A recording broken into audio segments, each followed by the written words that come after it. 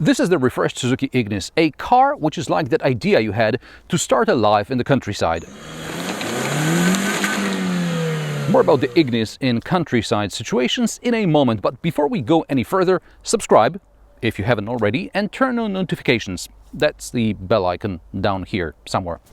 Because I say how it is.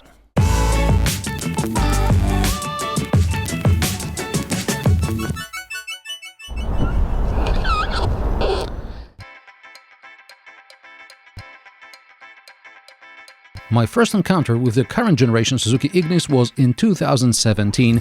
This is a facelifted version. Cosmetic changes include things like a new grille and silver painted elements at the bottom of the front and rear bumper, which may look like skid plates, but they are not.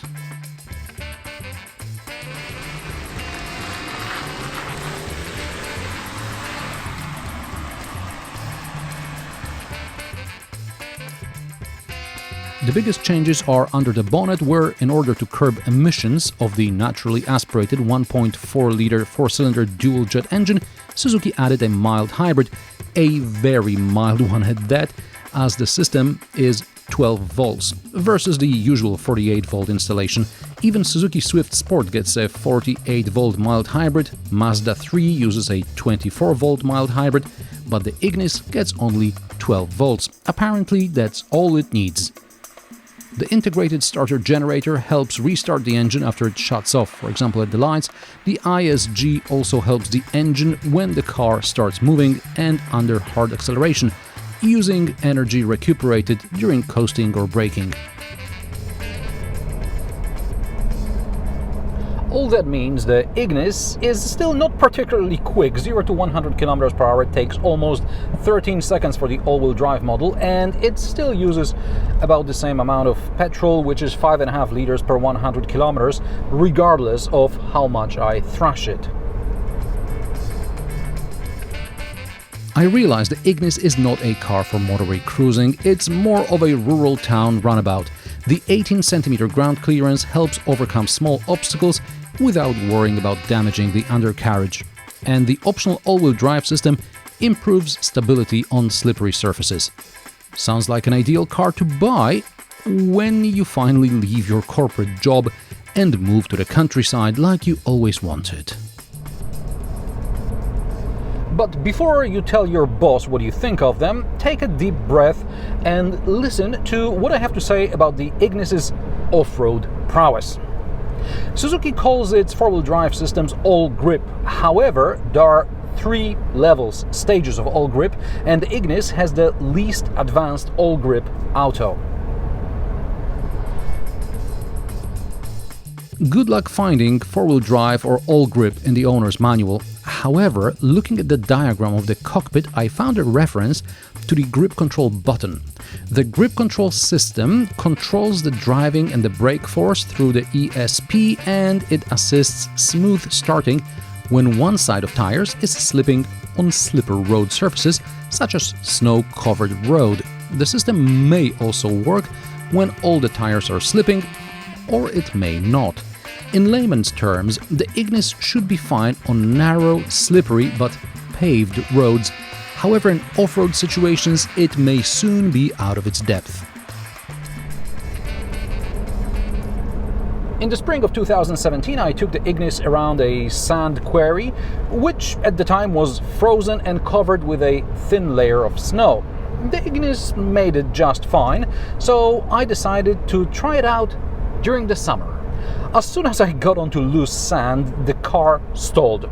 I turned grip control on and soldiered on for a few dozen meters until the car stalled again. And it wouldn't budge, because whenever I tried to rocket the car, the computer cut the power and the engine stalled. I wouldn't be able to rock it properly anyway, because in order to put the Ignis into reverse, the car needs to stop for a few seconds to kind of settle. Otherwise, the gearbox grinds like a Civic Type R in second gear. So, what's happening? Well, Allgrip Auto engages the rear axle automatically as front wheels start to slip. So far, so good. But according to the manual, ESP cuts power and brakes the wheels that lose traction, and I need to spin the wheels to rock the car. Somehow I managed to get out of the sand trap without help, and I decided to record the all-wheel drive system demonstration in a controlled environment, which is my short but rather steep incline where two wheels lose traction. The first attempt was with ESP off and without grip control. Actually, disabling ESP also disables grip control. The Ignis made it barely. I stopped the car halfway up to put the all-wheel drive system under more strain as I tried to get moving again. The second attempt with grip control was a demonstration of how the electronics fight the driver. I had the gas pedal buried in the carpet and the car clearly wanted to go, but the computer had other plans. And I've seen the Panda Ignis race on Top Gear as well. I have no doubt the Panda could have made it up the hill, as I drove it in some loose sand as well and it was fine. However, I suspect the Ignis could have been more prepped, probably by turning off most of the electronics that would try stopping it. Speaking of stopping, the Ignis has terrible brakes. I don't know if it's just this test car or the facelifted Ignis in general. Because of how weak the brakes are, I had the emergency braking system engage and intervene a couple of times. The Ignis comes with dual camera brake support, or the DCBS. It's a system based on a stereoscopic camera which recognizes the type of obstacle and distance. The DCBS also sees lines on the road and gives lane departure warning. The collision mitigating system warns the driver when they approach another vehicle or a pedestrian with speed of between 5 and 120 km per hour. If the driver doesn't react fast enough, the system initiates emergency braking. In optimum conditions, the car can avoid collision with another vehicle at speed of up to 50 km per hour and with a pedestrian up to 30 km per hour. The system is also very sensitive and very loud. I'd rather have better brakes.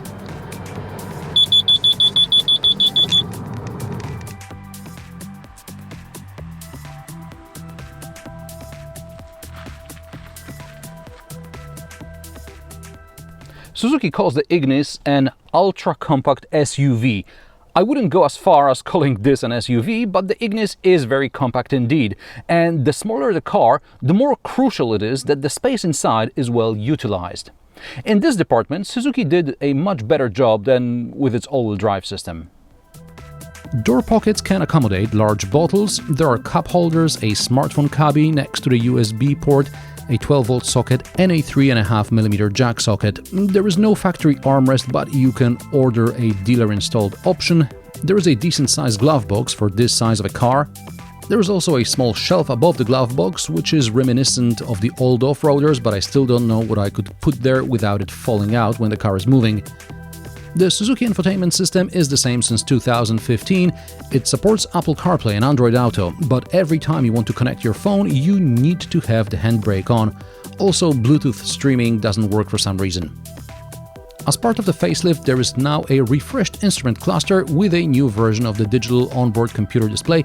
I found a menu screen which I haven't seen earlier. It shows you how much fuel you save when the engine shuts off in traffic. According to my calculations, you save about half a liter of gas per hour, and in traffic, the engine is off for about 10% of the time. Apply this to your daily commute and see how much you can save. Yes, but the Ignis probably rarely spends time in big city traffic, so all this electrification business is purely to help cut the emissions across the model range. The doors open very wide, so there is good access to the back. Door bins for smaller rather than larger bottles, and be careful because the door opening may be wide, but it's also quite low, so mind your head.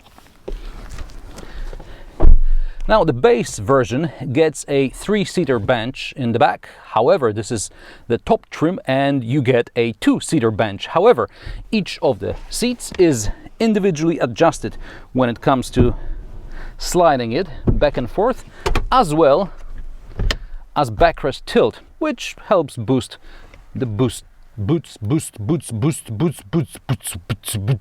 capacity. In the standard front and back seat position, the Ignis can accommodate people much taller than me. Of course, as you slide the bench forward, the legroom becomes tight, and that should not be a problem if there's a child seat in the back there, and as a result you get more boot space for a stroller. With the back seat in its normal position, the boot is small, 260 liters for the two-wheel drive and 204 liters for the four-wheel drive model. Slide the seats forward and you get around 60 liters extra space. I know this doesn't tell you much, so look at my gear case. It's 2 centimeters too deep to fit, but all I need to do is slide the seat forward just an inch and I'm in. Sometimes it's small things like this that make you choose one car over another. That's if you don't mind the price, which starts at 15,000 euro for the basic front-wheel drive model. This test car in top trim with two-tone paint costs over 19,000 euro. There is also a mid-trim variant with a CVT instead of a 5-speed manual you get in other models. I really like the Suzuki Ignis, regardless of its limitations. However, just like it's very unlikely I'll ever live in the countryside, I'll probably never buy the Ignis. Too much compromise. And how do you like the Suzuki Ignis? Let me know in the comment section below.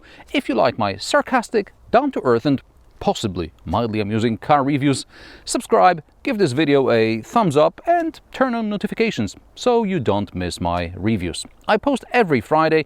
Thanks for watching and I will see you in the next one.